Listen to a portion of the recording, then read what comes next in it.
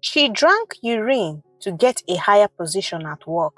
How do you feel knowing that someone you work with every day, someone who smiles warmly and seems so ordinary, could be hiding something so dark, so unimaginable that it changes everything you thought you knew about her? This is the story of Cilia, my colleague, and the disturbing lengths she went to for power and the terrifying consequences she faced. I work at a medium-sized company in Lagos. It's a competitive place, especially for women. Promotions are rare, and when they happen, it's like a prize that everyone covets. Celia had been with the company for 3 years. She was smart, beautiful, and always the center of attention.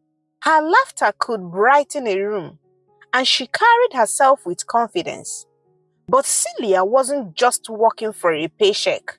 She had a big ambitions. She wanted more than just a job. She wanted power and recognition. When the Human Resources Department announced the creation of a new position, Executive Operations Coordinator, the entire office buzzed with excitement. The role came with a better pay, an office of its own, and a significant step up to the corporate ladder. Cilia, Madam Rose, a seasoned staff member, and Tunde, a quiet but diligent man, were the top contenders. While Madam Rose and Tunde campaigned through their hard work and relationships with management, Cilia took a different route. One none of us could have imagined. I started noticing strange things about Cilia weeks before the promotion decision was announced. She became more withdrawn and avoided group lunches. She stayed late at the office, locking herself in her cubicle. There were whispers too, rumors that she had been seen visiting a herbalist shop in a nearby market. At first, I dismissed it as office gossip. But one evening, while working late, I accidentally stumbled upon the truth. It was almost 7 p.m. and most of the office had cleared out. I was about to leave when I heard Celia's voice coming from her office. "Yes, Baba, I have done everything you said," she whispered. Curious, I crept closer, staying out of sight. "I will come on the first of the month as always. Yes, I will bring the money. I need another gallon and the charm. I can't afford to lose this position." A chill ran down my spine. What was she talking about? Drinking it every morning before work, Baba? The taste is terrible, but if that's what it takes, I will do it. I shook softly, and before I could stop myself, I walked into her office. "Celia!" She spun around, her face pale. "Rita, what are you doing here?" "I could ask you the same thing," I said, crossing my arms. "Who were you talking to?" Her lips trembled as she struggled to find an excuse. Finally, she slumped into her chair, defeated. "Please, Rita, don't tell anyone. I will explain everything. Just promise me you won't say a word." "Explain," I said firmly. She took a deep breath and began. "I went to a herbalist before the promotion. He gave me a sham and a gallon of his urine mixed with herbs.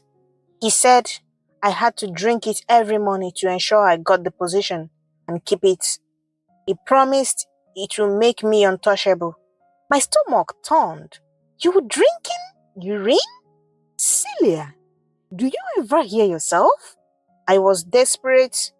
She snapped, tears streaming down her face. "Do you know what it feels like? You were never enough. Like you have to fight for everything. I couldn't afford to lose." "You need to stop," I said, my voice shaking. "This isn't right. You're playing with fire." She shook her head. "I can't. If I stop now, everything I've worked for will crumble." Celia did get the promotion, but the victory came with a price. Over the next few months, her behavior became even more erratic. She was constantly on edge, snapping at colleagues and avoiding everyone. Her once polished appearance became messy, and she seemed to shrink into herself. I confronted her again after seeing her in the restroom, sobbing uncontrollably. "It's like something is following me," she whispered. "I hear voices at night. I feel cold even in the heat. And the nightmares, they are unbearable." "You have to stop going to that herbalist," I urged her. "Whatever he gave you isn't worth it." She nodded weakly, but I knew she wouldn't listen. The breaking point came 6 months later during a staff meeting. Cilia was presenting her quarterly report when she suddenly clutched her stomach and screamed. She collapsed to the floor, writhing in pain. "Someone call an ambulance," our manager shouted. But before anyone could act, Cilia began vomiting. What came out wasn't normal. Live scorpions spilling from her mouth, crawling across the room. The room erupted into chaos. Some people screamed, others fled, and a few stood frozen in horror. I stood rooted to the spot, unable to tear my eyes away. Celia's body convulsed as more scorpions poured out of her. By the time it stopped, she lay unconscious, her face pale and her breathing shallow. Cilia was rushed to the hospital, but no medical explanation could be found for what had happened. The company quietly dismissed her, citing health concern.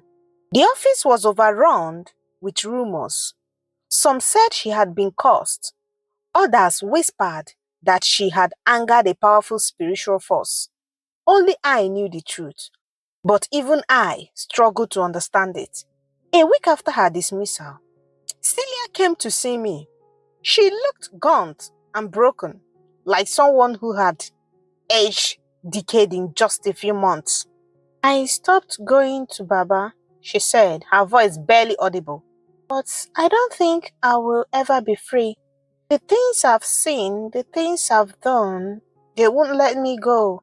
"You should have listened," I said, unable to hide my frustration. "I warned you."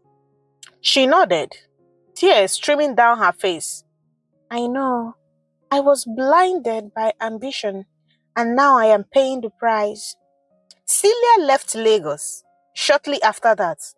I heard she moved back to her village, seeking help from traditional healers to undo whatever curse had been placed on her. Even now, I think about her sometimes. Ambition can be a powerful motivator, but it can also lead to unthinkable choices. Cilia learned that the hard way, and her story serves as a chilling reminder to the rest of us. Some shortcuts are never worth the price. Thank you.